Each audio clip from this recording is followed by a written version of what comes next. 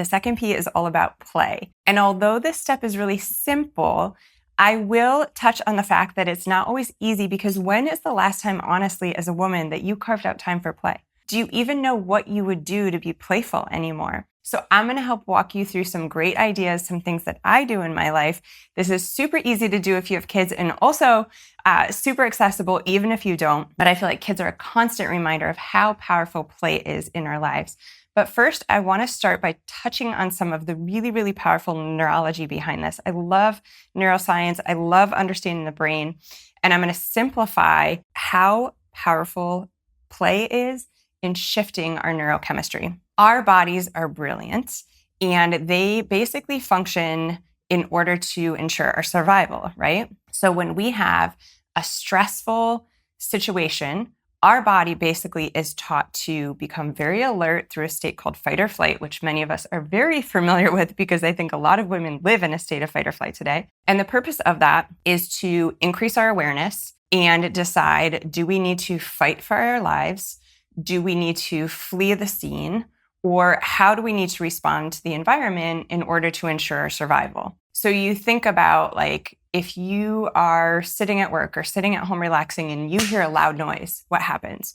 You shrug your shoulders, your eyes get really big, and you turn to the stimulus. And that's to quickly learn how to respond to your environment. When we see that there is not a perceived threat, so, oh, someone just dropped a book behind me, it's not an earthquake, our nervous system should calm itself and regulate itself. And typically in a situation like that, it would, right? So you hear a noise, check for the threat, no threat, body calms. But what happens when we're in these chronic states of fight or flight? What happens when our job is stressful? Or maybe our home life is stressful. And so it's not just a loud sound that's triggering us, it's the constant environment that is keeping us in this sustained state of fight or flight. What happens is we take the majority of our brain activity from our frontal cortex, which is where we're very logical, great at decision making. This is like the CEO of our brain. When we are in our prefrontal cortex, our frontal cortex, our neocortex, we are very logical. We can kind of stand back, be in charge, problem solve, tell everybody where they need to go, what they need to do, figure things out instantly. When we're living in this chronic state of fight or flight, we trigger what's called our amygdala. Our amygdala is something that stimulates and regulates all of our stress hormones and chemicals. And what can actually happen is something called amygdala hijack. This is a really powerful thing. I want you to know this phrase. I want you to understand this phrase so that when you are perhaps feeling stressed, you wake up in one of these days feeling anxious, feeling stressed, or throughout your day, you're just in a state of stress that you can't get out of. I want you to maybe anchor or lean on the phrase amygdala hijack. So what happens is if we are in a situation and there is no threat to our survival, but we are experiencing what's called amygdala hijack, our body is basically perceiving that we are in a constant threat. And so we are physiologically reacting as if we need to run for our lives. So cardiovascular system is activated. Neurochemicals of cortisol, adrenaline are released, and these don't serve us in these situations. For instance, let's go back to my stress about what I fed the kids. I was in a state of amygdala hijack. Like, did I need to be releasing epinephrine, norepinephrine, cortisol, adrenaline? No, because I didn't need to run for my life. But the fact of the matter is that I was in amygdala hijack. So what happens is these states is it can feel really difficult to calm our nervous system because our body is literally like stuck in this fight or flight. Play is one of the easiest ways to get your brain and your body out of amygdala hijack. I want you to think of, in these states of fight or flight or stress, I want you to think of the phrase amygdala hijack. And the second you think of amygdala hijack, I want you to think the solution to that is play. What play does is it gets us into 100% present time. It gets us into a state of flow. It gets us into a state of being mindful, right? So we've all heard how powerful mindfulness is. So you could also do meditation, something like that. I'll make a whole other video on that in the future. But for today, I want to keep it fun and I want to focus on play. And play is literally going to get us back into that CEO place of our brain. So again, let's keep this simple. Let's keep it easy. Let's keep it attainable. And let's incorporate 5 minutes of play at any point during our day. And if you're going to sit here and tell me you don't have 5 minutes, I'm going to call BS, because I can guarantee you and I'm saying this out of pure love, I can guarantee you there's 2 minutes, 3 minutes, 5 minutes at some point throughout your day, and probably if you're being honest with yourself, multiple points throughout your day where you're grabbing your phone, where you're catching up on emails, you're scrolling social, you're scrolling the news. You need something mindless because you're so tired of feeling so stressed. Or you're catching up on laundry, you're catching up on the dishes. The reality of that stuff is that it's never ending.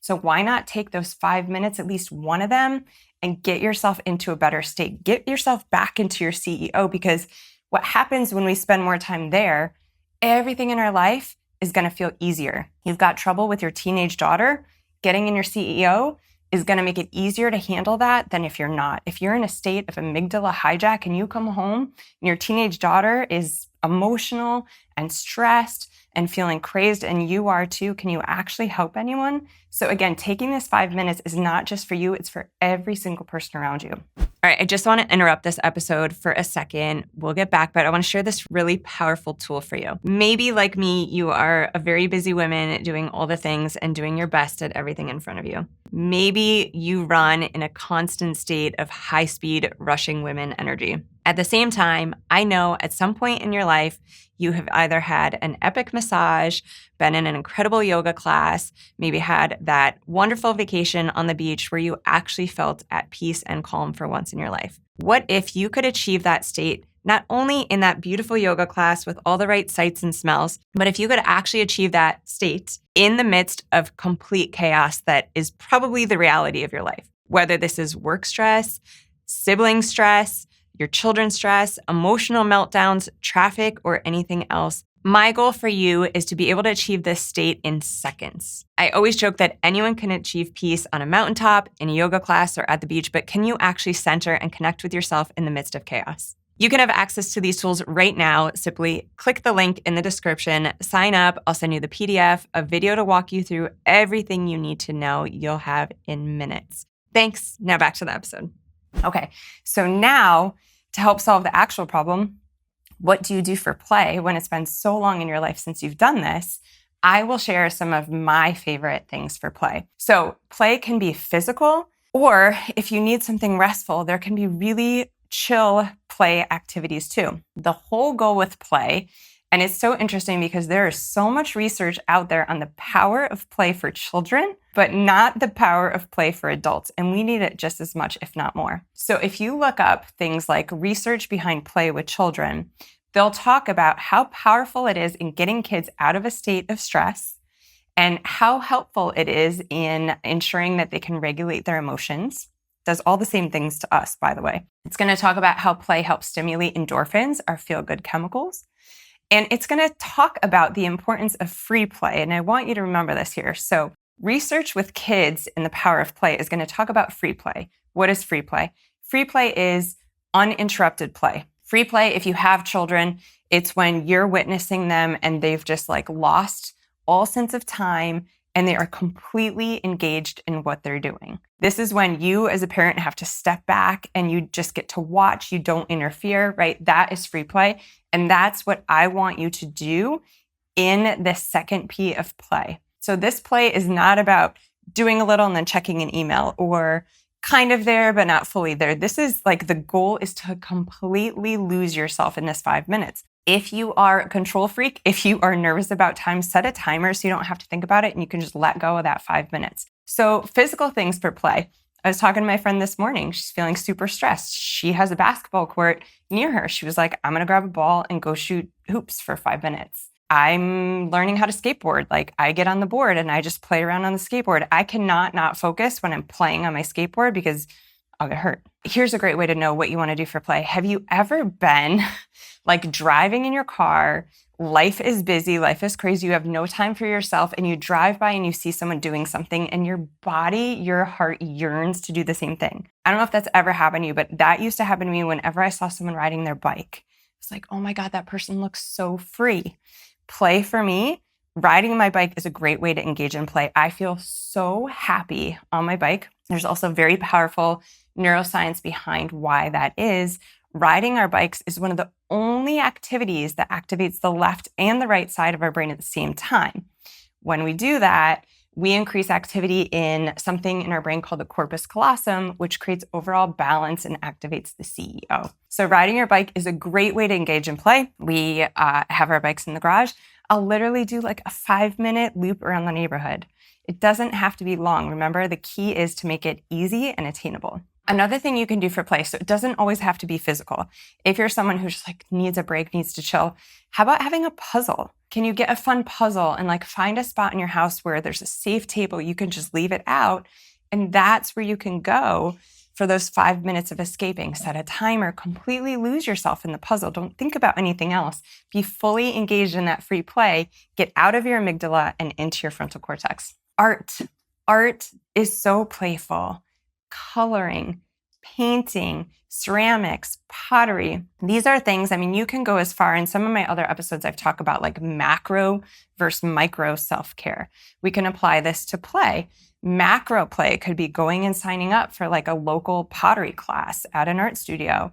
And then your micro could be, I don't know, do you get a wheel at home and you spin for 5 minutes? Something like that. Or macro could be going and taking a painting class on a Saturday for an hour. Your micro could be doing a smaller version of that at home, right? So there's macro dose and micro dose. So in this episode, the 4 Ps I'm talking about, these are micro doses so that they're literally accessible throughout your day. Thanks for watching. If you enjoyed that, you're going to love the full episode. You can get access to that episode by clicking the link here.